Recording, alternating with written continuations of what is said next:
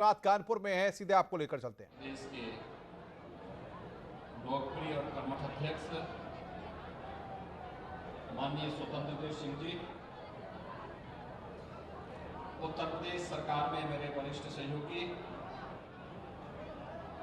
औद्योगिक विकास के मंत्री श्री सतीश महाना जी, प्रदेश सरकार में ही मंत्री श्रीमती नीलिमा कटियार जी, भारतीय जनता पार्टी के क्षेत्रीय अध्यक्ष श्री मानवेंद्र सिंह जी, इस आर्यनगर विधानसभा क्षेत्र के प्रभारी राज्यसभा के माननीय सांसद श्री ब्रजलाल जी, लोकप्रिय सांसद श्री सत्यदेव पचौड़ी जी, लोकप्रिय सांसद श्री देवेंद्र सिंह भोले जी, महापौर श्रीमती परमिला पांडे जी, जिला पंचायत के अध्यक्ष श्रीमती स्वप्निल अरोड़ जी, भारतीय जनता पार्टी के सभी लोकप्रिय विधायकगण श्री सुरेंद्र मैथानी जी, श्री महेश त्रिवेदी जी, भूपेंद्र पासवान जी, श्री अभिजीत सिंह सागा जी, श्री भगवती सागर जी, श्री अरुण पाठक जी, श्रीमती प्रतिभा शुक्ला जी, विधान परिषद के सदस्य श्री सलिल बिश्नोई जी, आज के इस कार्यक्रम में यहाँ पर विशेष रूप से उपस्थित श्रीमती कमलावती सिंह जी, श्री प्रकाश पाल जी, श्री देवेंद्र कोहली जी, श्री सुनील बजाज जी, डॉक्टर बीना आर्य जी, श्री कृष्ण मुरारी शुक्ल जी और भारी संख्या में आज के इस सम्मेलन में यहाँ पर उपस्थित कानपुर के सभी उपस्थित भाइयों बहनों, मां गंगा के आंचल में बसा हुआ कानपुर आजादी की लड़ाई का एक प्रमुख केंद्र बिंदु रहा है और इसलिए उत्तर प्रदेश ही नहीं, देश के प्रथम औद्योगिक नगर जिसने मां गंगा की अविरलता निर्मलता के साथ अपना नाता जोड़ा था, कानपुर नगर की 550 करोड़ की परियोजनाओं के साथ आज ये मंच आप सबके बीच में आया है। मैं इसके लिए आप सबको हृदय से बधाई देता हूं, आप सबकी हृदय की शुभकामनाएं देता हूं। अपनी नई आभा के साथ देश के अंदर स्थापित हो रहा है। याद करिए, कानपुर कभी उत्तर प्रदेश और देश का एक प्रमुख औद्योगिक नगर हुआ करता था, लेकिन आजादी के बाद लगातार इस क्षेत्र की उपेक्षा होने, विकास का कोई ठोस मॉडल न होने और कानपुर के पूर्विया इस क्षेत्र के नागरिकों के बारे में शासन के मन में कोई विशेष लगाव न होने के कारण यह औद्योगिक नगर धीरे धीरे करके उद्योग बंद होते गए, अराजकता के शिकार होते गए और अंततः न केवल उद्योग बंद हुए बल्कि मां गंगा की धारा को भी सबसे ज्यादा खराब करने के लिए अगर किसी एक नगर को दोषी ठहराया जाता था तो कानपुर नगर को दोषी ठहराया जाता था। लेकिन आज हम आभारी हैं प्रधानमंत्री मोदी जी के नमामि गंगे परियोजना के कारण आज कानपुर का सीसामऊ नाला, जो कभी 14 करोड़ लीटर सीवर प्रतिदिन गंगा मैया में उड़ेलता था, आज उसे नमामि गंगे परियोजना के माध्यम से राज्य सरकार ने पूरी तरह बंद करके एसटीपी के अंदर डाल दिया है। अब एक भी बूंद सीवर सीसामऊ नाले के माध्यम से मां गंगा में नहीं जाती है। कानपुर ने साबित किया है कि मां गंगा की अविरलता और निर्मलता के साथ अब हमें कानपुर के विकास को, सर्वांगीण विकास को एक नई ऊंचाइयों तक पहुंचाना है। और भाइयों बहनों, कानपुर को उसी सौगात के साथ केंद्र और प्रदेश सरकार ने मिलकर के वे योजनाएं दी हैं। चाहे वह कानपुर मेट्रो के कार्य में तेजी के साथ चल रहा कार्य, आपने देखा होगा अब तो यहां पर मेट्रो की ट्रेन भी आ रही है और नवंबर के अंत में हम लोग यहां पर मेट्रो का संचालन भी प्रारंभ करने वाले हैं। यह कानपुर का बदलता हुआ नक्शा है जो यहां की मांग थी। ये वही कानपुर है भाइयों बहनों, जहां पर एक बार उदासीनता छा गई थी पिछली सरकारों के कर्मण्यता के कारण, बेईमानी और भ्रष्टाचार के कारण, लेकिन आज कानपुर में एक नया एयरपोर्ट बन रहा है। एक साथ 3 विमान उतर करके वहां पार्क हो सकते हैं और 500 लोग एक साथ उस सिविल टर्मिनल में आकर के कानपुर के अपने विकास की, अपनी प्रतिबद्धता को आगे बढ़ाने में अपना योगदान दे सकते हैं। ये बदलता हुआ कानपुर है और इससे पर आज प्रदेश सरकार की वे तमाम परियोजनाओं का लोकार्पण और शिलान्यास का कार्यक्रम यहां पर हो रहा है, जिनकी लागत 550 करोड़ रुपए है। 550 करोड़ की ये योजनाएं भाइयों बहनों, 550 करोड़ की ये परियोजनाएं हो, मेट्रो हो, डिफेंस कॉरिडोर हो या फिर एयरपोर्ट के निर्माण की कार्रवाई, ये तब संभव हो पाया है जब मंच पर बैठे हुए ये सभी जनप्रतिनिधि और प्रयास करते हैं अपना एक एक पल, एक एक क्षण विकास के लिए और जनता के प्रति अपनी जवाबदेही के लिए समर्पित करते हैं। तब विकास एक कानपुर में, कानपुर की किसी विधानसभा क्षेत्र में, कानपुर के किसी मोहल्ले में, कानपुर के किसी वार्ड में, तब विकास की प्रक्रिया तेजी के साथ आगे बढ़ती हुई दिखाई देती है। और आज उस सब के प्रति मंच पर उपस्थित इन जनप्रतिनिधियों का अभिनंदन करने और कानपुर वासियों को बधाई देने के लिए मैं और प्रदेश अध्यक्ष स्वयं आपके बीच में यहां पर उपस्थित हुए हैं। भाइयों बहनों, जब विकास की परियोजनाओं की हम चर्चा कर रहे थे, मैं देख रहा था इन परियोजनाओं में सड़क के भी हैं, बिजली के भी हैं, पानी के भी हैं, स्वास्थ्य के भी हैं, स्किल डेवलपमेंट के भी हैं, अलग अलग क्षेत्र से जुड़ी हुई परियोजनाएं हैं। और मंच पर जब मैं आया तो मुझे सौभाग्य मिला यहां पर इन मासूम बच्चों के अन्नप्राशन को संपन्न करने का। आप देख रहे होंगे कि बच्चे कितने निडर होकर के वे यहां पर मेरे सामने हंस रहे थे। आप मालूम कर सकते हैं उत्तर प्रदेश के अंदर, नए उत्तर प्रदेश की वो तस्वीर वे बच्चे व्यक्त कर रहे थे जिनमें उनको पैदा होने का सौभाग्य प्राप्त हुआ है। और उत्तर प्रदेश का हर बच्चा इस बात पर गौरव की अनुभूति कर सकता है कि वो देश के अंदर जहां कहीं भी जाएगा आज गर्व के साथ कह सकता है कि मैं उत्तर प्रदेश का वासी हूं और मेरा जन्म उस समय हुआ था जब उत्तर प्रदेश के अंदर भारतीय जनता पार्टी की सरकार आ गई थी। भाइयों बहनों, उत्तर प्रदेश के सामने पहचान का संकट खड़ा किया किसने? उन लोगों ने जिन लोगों ने पेशेवर अपराधी और माफियाओं के सामने गिरवी रख दी थी प्रदेश की स्थिति को, प्रदेश के विकास को, और देखते ही देखते देश का सबसे समृद्ध प्रदेश, सबसे विकृत प्रदेश के रूप में सामने आ गया था।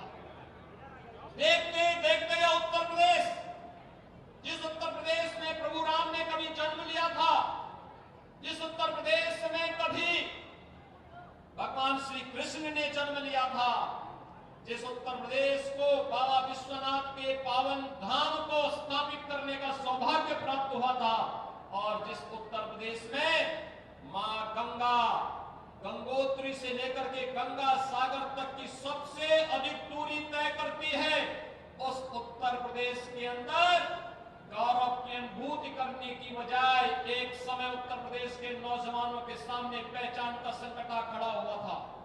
ये कौन लोग हैं? भाइयों बहनों, ये वही लोग हैं जिन्होंने उत्तर प्रदेश की राजनीति का अपराधीकरण किया था और अपराध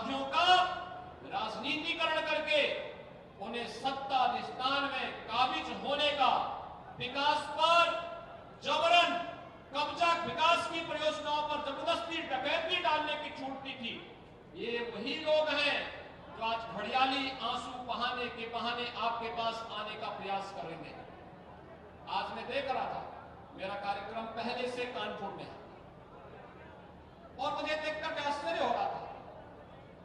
2 दिन पहले गोरखपुर में एक दुखद घटना घटित हुई और भाइयों बहनों, मैंने उसी दिन गोरखपुर पुलिस को कहा था कि इसमें तत्काल मुकदमा दर्ज होना चाहिए और दोषी कोई भी हो बख्शा नहीं जाएगा। अपराधी होता है।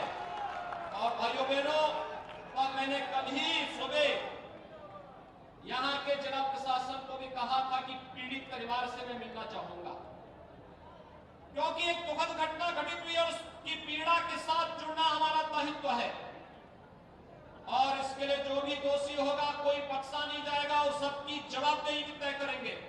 आपको मालूम है, अपराध और अपराधियों के प्रति हमारी सरकार की जीरो टॉलरेंस की नीति एक किसी से छुपा हुआ नहीं है और सरकार ने जो कहा वो करके दिखाया है। कानपुर तो इसका जीता जागता उदाहरण है और इसीलिए आज मैं आपके बीच आया हूं कि वे लोग जिन्होंने उत्तर प्रदेश की कानून व्यवस्था को कभी गिरवी रखा था पेशेवर अपराधी और माफियाओं के सामने, उनके बारे में ये कहावत बहुत अक्सर सही बैठती है कि 100 चूहे खाकर बिल्ली चली हज करने चली। और भाइयों बहनों, इन लोगों की स्थिति आज वही है। ये लोग कोई ऐसा अवसर नहीं गंवाते जो प्रदेश को बदनाम करने, प्रदेश में अराजकता पैदा करने, पेशेवर अपराधियों के खिलाफ और माफियाओं के पैरवी करने और प्रदेश को हर स्तर पर प्रदेश के नागरिकों को दी जाने वाली योजनाओं के माध्यम से कहीं न कहीं कभी ये लोग डकैती डालते थे।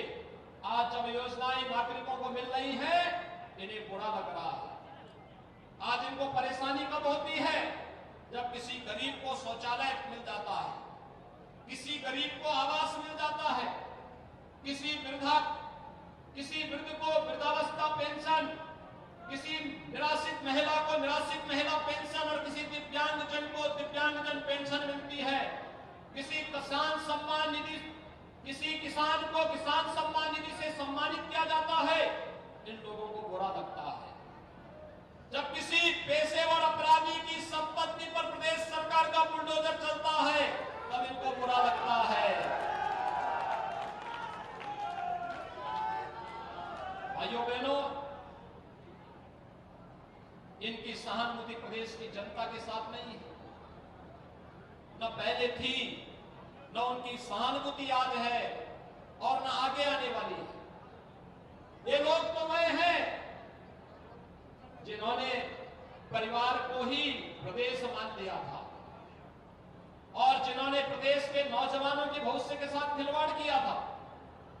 नौकरी निकलती थी और नौकरी निकलने के बाद कैसे उस पर डकैती पड़ती थी। एक परिवार वसूली में निकल पड़ता था। आज मैं कह सकता हूं, जब हमारी सरकार 4.5 वर्ष का अपना कार्यकाल पूरा की है, भाइयों बहनों, प्रदेश के अंदर 4.5 लाख नौजवानों को हम लोगों ने सरकारी नौकरी दी है। यह सरकारी नौकरी कोई इसमें उंगली नहीं उठा सकता। बिना भेदभाव के किसी की जाति, किसी का मत, किसी का मजहब, किसी का क्षेत्र, किसी की भाषा नहीं देखी गई। प्रदेश का जो नौजवान योग्य होगा वह उस परीक्षा को पास करेगा, प्रदेश सरकार उसको सम्मान के साथ प्रदेश में सेवा का अवसर प्रदान करेगी और वह प्रदेश के विकास में अपना योगदान देगा। 4.5 लाख नौजवान, इस 4.5 लाख नौजवानों को पहले भी नौकरी और रोजगार उपलब्ध हो सकता था, लेकिन नहीं दिया गया। मैं धन्यवाद दूंगा कि कैसे कानपुर के मेरे मंत्रिमंडल में 2 प्रमुख लोगों ने शुरुआती दौर में प्रदेश सरकार के साथ कदम से कदम मिलाकर के योजनाओं को आगे बढ़ाने का कार्य किया था। याद करिए, जब परंपरागत उद्यम को आगे बढ़ाना था तो हम एमएसएमई मंत्रालय के मंत्री के रूप में थे। श्री पचौड़ी जी, उन्होंने उस समय एक जनपद एक उत्पाद की योजना उस समय हमारी सरकार ने प्रारंभ की थी। और भाइयों बहनों, एक जनपद एक उत्पाद के माध्यम से, विश्वकर्मा श्रम सम्मान के माध्यम से प्रदेश के अंदर 60 लाख लोगों को रोजगार और नौकरी के साथ जोड़ने का कार्य किया गया। और यही नहीं, दूसरे हैं प्रदेश के औद्योगिक विकास के मंत्री श्री सतीश महाना जी, जिन्होंने औद्योगिक विकास से जुड़े हुए निवेश की प्रक्रिया को तेजी करने का कार्य किया। और आज आप देख रहे होंगे, जिस प्रदेश में कोई दूर दूर तक देखने के लिए नहीं आता था, और कानपुर से ज्यादा कौन इसको जानता है कि लगा हुआ उद्योग बंद होता था या बंद करवाया जाता था, लेकिन आज प्रदेश के अंदर नए निवेश के द्वार खुले हैं। 3 लाख करोड़ रुपए से अधिक का नया निवेश हुआ है। जब कोरोना कालखंड में दुनिया पस्त थी, तब उत्तर प्रदेश में 66,000 करोड़ रुपए के निवेश के प्रस्ताव जमीन पर उतारने की कार्रवाई हो रही थी। देश का पहला डिस्प्ले यूनिट का कार्य उत्तर प्रदेश के अंदर प्रोडक्शन प्रारंभ हो चुका है। प्रदेश के अंदर नए नए प्रस्ताव प्राप्त हो रहे हैं। और कानपुर तो अब तक परंपरागत उद्यम के साथ साथ अन्य विकास की योजनाओं के साथ आगे बढ़ रहा था। हम आभारी हैं प्रधानमंत्री मोदी जी के। यह कानपुर तो अब, भाइयों बहनों, कानपुर में अब अत्याधुनिक तोप भी मिलेगी। तोपों का निर्माण कार्य भी आगे बढ़ने जा रहा है। भारतीय सेना को भारत के अंदर स्वदेशी हथियारों की आपूर्ति का एक प्रमुख केंद्र तो ऑर्डिनेंस फैक्ट्रियां यहां की थी ही, लेकिन हम लोगों ने लगभग 300 एकड़ भूमि को यहां पर अधिग्रहित किया है। और ये अधिग्रहण की कार्रवाई डिफेंस कॉरिडोर के एक नए नोड के रूप में कानपुर को पुनः उसके गौरव को प्रदान करने की दिशा में किए जाने वाले प्रयास का हिस्सा है। और आज उसी का एहसास कराने के लिए फिर मैं आपके बीच यहां पर उपस्थित हुआ हूं। हम लोगों ने उन सभी संस्थाओं का योगदान यहां पर लिया है, चाहे वह आईआईटी कानपुर हो, एसबीटीओ कानपुर हो, एकेटीयू लखनऊ हो, या फिर अपने तकनीकी संस्थानों को इनके साथ जोड़ने का कार्य किया है। ये तकनीकी संस्थान केवल डिग्री बांटने के मट्टे नहीं होंगे।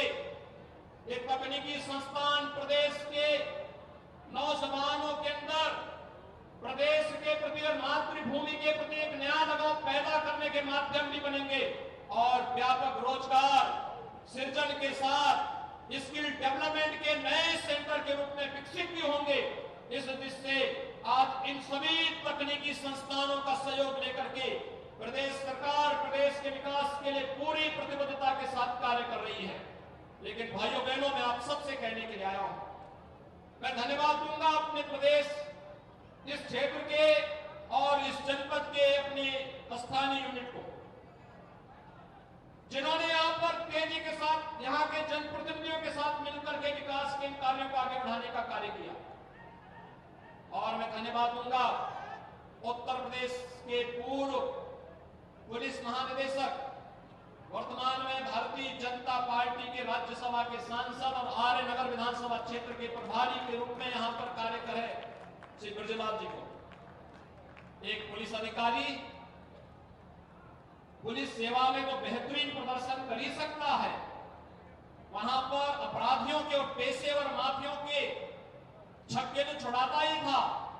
आज विकास के इस मॉडल को यहां के कार्यकर्ताओं के साथ मिलकर के कैसे उस अभियान को आगे बढ़ाना है, आर्यनगर विधानसभा क्षेत्र के प्रभारी के रूप में भी उन्होंने यहां पर आकर के कार्यकर्ताओं के साथ मिलकर के कदम से कदम मिलाकर के इस कार्यक्रम को आगे बढ़ाने का कार्य किया है। भाइयों बहनों, श्री सलील बिश्नोई जी यहां पर पहले से कार्य कर रहे हैं, और तमाम अन्य कार्यकर्ता जिन्होंने पहले से ही अपना पूरा समय विकास के इस अभियान को समर्पित किया है। आज आप सबसे यही अपील करने के लिए मैं आया हूं कि भाइयों बहनों, आपने देखा होगा 7.5 वर्ष होने जा रहे हैं केंद्र में मोदी जी को प्रधानमंत्री के रूप में, बिना रुके, बिना टिके, बिना थके, बिना झुके भारत माता के लिए एक एक क्षण और भारत माता की सेवा के लिए देश की 135 करोड़ की आबादी के लिए उन्होंने अपने पूरे समय को समर्पित किया है। और भाइयों बहनों, आप सबके आशीर्वाद से पिछले 4.5 वर्ष के दौरान हमारी सरकार ने भी बिना रुके, बिना झुके, बिना डिगे और बिना हटे उत्तर प्रदेश के विकास के लिए अपना एक एक क्षण समर्पित किया है। उत्तर प्रदेश के 24 करोड़ लोगों के विकास के लिए अपना समय समर्पित किया है। आज मैं आप सबका आह्वान करने के लिए आया हूं। सरकार विकास के लिए प्रतिबद्ध है। सरकार सुशासन के लक्ष्यों को प्राप्त करने के लिए पूरी तरह प्रतिबद्ध है। सरकार प्रदेश के अंदर बेहतर कानून व्यवस्था को स्थापित करने के लिए पूरी प्रतिबद्धता के साथ कार्य कर रही है। और प्रदेश सरकार प्रदेश के नौजवानों के लिए, प्रदेश के किसानों के लिए, प्रदेश की महिलाओं के लिए, प्रदेश के प्रत्येक वर्ग के कल्याण के लिए पूरी ईमानदारी और पूरी प्रतिबद्धता के साथ कार्य कर रही है। मेरा आप सबसे अपील होगा, विगत 4.5 वर्ष के अंदर आपने बदलते हुए उत्तर प्रदेश को देखा है। याद करिए, 4.5 वर्ष में उत्तर प्रदेश ने तमाम चुनौतियों को जूझा है, लेकिन उत्तर प्रदेश में हम लोगों ने जीवन और जीविका के साथ खिलवाड़ करने की छूट न तो कोरोना महामारी को दी, न किसी पेशेवर अपराधी और किसी माफिया को ही दी है। और भाइयों बहनों, आज मैं आप सबसे ये अपील करने के लिए आया हूं, जो लोग आज घड़ियाली आंसू बहाने के लिए आपके पास आएंगे, ये वही लोग हैं जिनके समय में हर तीसरे दिन प्रदेश में एक बड़ा दंगा होता था, जिनके समय में कानपुर भी उससे छूटा नहीं था। और तो और इन्होंने सीए के दौरान भी कानपुर को दंगों की आग में झोंकने का कार्य किया था। तब हम लोगों ने कहा था कि अगर दंगा करोगे तो 7 पीढ़ियों को भी लिख के छोड़ना कि 7 पीढ़ियों तक उसकी भरपाई भी करनी पड़ेगी, इस बात को कर लेना। और भाइयों बहनों, आज मैं आप सबसे ही कहने के लिए आया हूं, प्रदेश सरकार सुरक्षा का बेहतरीन मॉडल आपको दे रही है। प्रदेश सरकार सुशासन का एक बेहतरीन मॉडल आपको दे रही है। और केंद्र और प्रदेश सरकार ने विकास और सुशासन का जो मॉडल आपको दिया है, इस मॉडल से ही ये उत्तर प्रदेश नए भारत का नया उत्तर प्रदेश बन रहा है। ये नए भारत के, इस नए उत्तर प्रदेश के लिए अगर 4.5 वर्ष हम लोगों ने पूरे समर्पण भाव के साथ यहां के जनता के लिए समर्पित किए हैं, मेरा सबसे आह्वान होगा, अगले 6 महीने का समय आप सभी मिशन उत्तर प्रदेश के लिए समर्पित करिए। मैं आप सबका आह्वान करूंगा कि मिशन उत्तर प्रदेश भारत के विकास का ग्रोथ इंजन के रूप में आगे बढ़कर के उत्तर प्रदेश देश की नंबर 1 की अर्थव्यवस्था के रूप में आगे बढ़ने की जो संभावनाएं हैं, इन संभावनाओं को हम तेजी के साथ आगे बढ़ाने का कार्य करेंगे। इस विश्वास के साथ आज यहाँ पर जितनी भी परियोजनाओं का लोकार्पण हुआ है, लगभग 550 करोड़ रुपए की परियोजनाओं का लोकार्पण और शिलान्यास का जो कार्यक्रम आज यहाँ पर संपन्न हुआ है, मैं इसके लिए अपने मंचस्थ सभी जनप्रतिनिधियों को हृदय से इसके लिए धन्यवाद देता हूं, उनका अभिनंदन करता हूं और आप सभी कानपुर वासियों को इसके लिए बधाई देता हूं, अपनी शुभकामनाएं देता हूं। धन्यवाद। जय हिंद। जय जय श्री राम। जय जय श्री राम। बहुत बहुत धन्यवाद माननीय, आपके प्रेरणादायी उद्बोधन के लिए। हमारे अंदर एक नया तो कानपुर में सीएम योगी को आप सुन रहे थे। इस दौरान उन्होंने बहुत सारी बातें की। विपक्ष जनता के साथ नहीं है। 4.5 लाख युवाओं को सरकारी नौकरी दी, जो सरकार ने कामकाज किया उसकी बात भी की। 3 लाख करोड़ का उत्तर प्रदेश में निवेश हुआ है। कानपुर में तोपों का निर्माण भी होगा। तो इस तरह की तमाम बातें जो सरकार की तरफ से की गई और विपक्ष को भी लगातार घेरा है इस मंच से सीएम ने। तो विपक्ष जनता के साथ नहीं है, दिखावा करती है, घड़ियाली आंसू बहाती है। लेकिन लगातार हमारी सरकार ने कामकाज किया, चाहे वो प्रदेश की बात हो और खासतौर पर अगर कानपुर की बात हो तो यहां पर भी लगातार काम हुआ है सरकार की तरफ से। 3 लाख करोड़ का उत्तर प्रदेश में निवेश अब तक हुआ है। जब से योगी सरकार है, विपक्ष जनता के साथ नहीं खड़ी है। हम लगातार काम कर रहे हैं। 4.5 लाख युवाओं को सरकारी नौकरी देने का काम हमने किया है।